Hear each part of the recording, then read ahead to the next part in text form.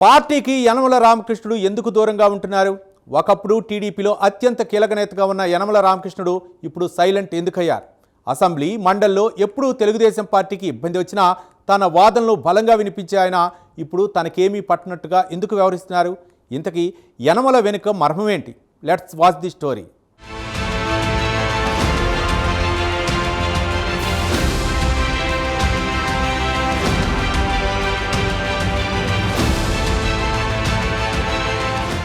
రాజకీయ పార్టీలో నేతల వ్యవహార శైలి ఎప్పుడూ ఒకే రకంగా ఉండదు. ఒకానొక సమయంలో పార్టీలో చక్రం తిప్పిన నేతలు ఆ తర్వాత కనబడకుండా పోయిన సందర్భాలు రాజకీయాల్లో చాలా ఉంటాయి. అలాంటి కోవలోనే ఇప్పుడు తెలుగుదేశం పార్టీ సీనియర్ నేత యనమల రామకృష్ణుడి వ్యవహారం. ఆయన కుటుంబ సభ్యులకు అవునన్నా కాదన్నా తెలుగుదేశం పార్టీలో తగిన గౌరవం దక్కింది. ఆయన కుటుంబ సభ్యులకు ఎమ్మెల్యే, ఎంపీ సీట్లిచ్చి చంద్రబాబు నాయుడు గౌరవించారు. అయితే ప్రస్తుతం యనమల మాత్రం నాకేంటని ప్రశ్నిస్తున్నారు.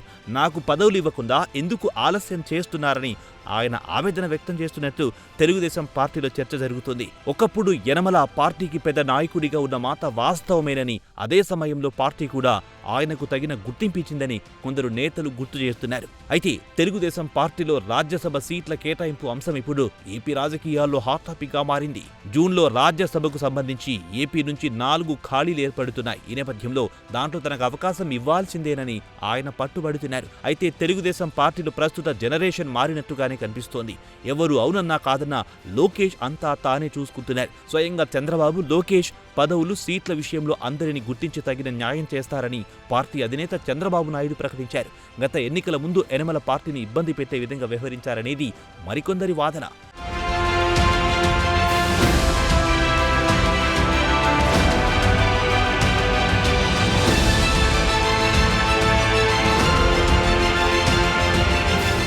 ఆపరేషన్ లేకుండా మోకాళ్లు మరియు నడుము నొప్పులకు అత్యాధునిక చికిత్స, ఆర్ఎఫ్ఏ మరియు ప్లాస్మా పద్ధతిలో చిన్న ఇంజెక్షన్తో పరిష్కారం. Ask hospital, road number 12, Banjara hills.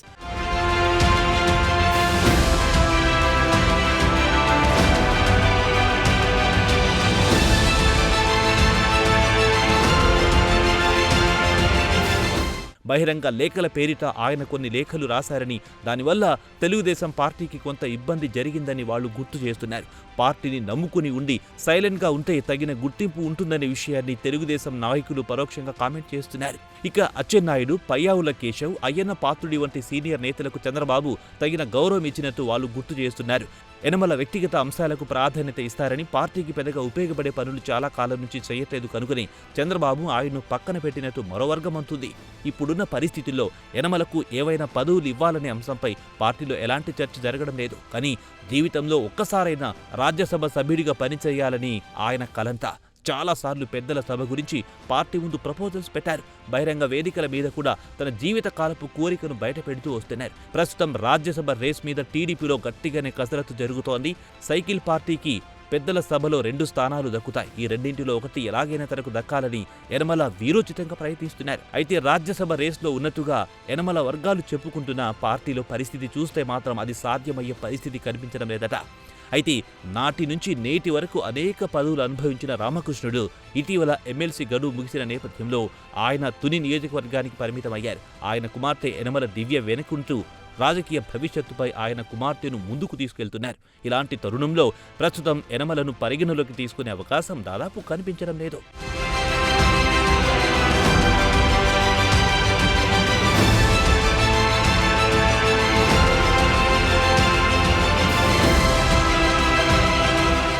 అలాగే చిన్నలుడు మహేష్ యాదవ్ ఎపిసోడ్ తర్వాత పార్టీ మరింత గరంగరంగా ఉంది. ఇక అదే పనిగా అడగడం మానుకోవడం మంచిదని ఉచిత సలహా ఇస్తున్నారు కొందరు నేతలు.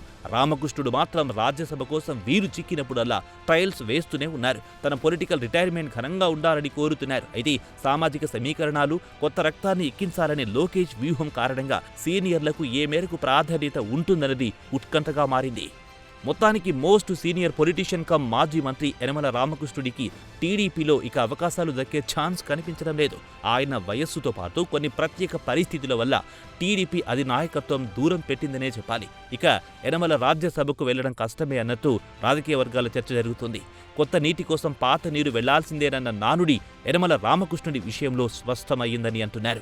మరోవైపు ఆయన బహుశా రాజకీయ విశ్రాంతి తీసుకుంటారేమో అన్న చర్చ జరుగుతుంది. పెద్దల సభకు వెళ్లాలని చిరకాల కోరికగానే మిగిలిపోతుందని అభిప్రాయం వ్యక్తమవుతోంది. అయినా టైం దొరికినప్పుడల్లా ఆయన ప్రయత్నాలు ఆయన చేస్తూనే ఉన్నారు. మరి యనమల ప్రయత్నం ఫలిస్తుందా?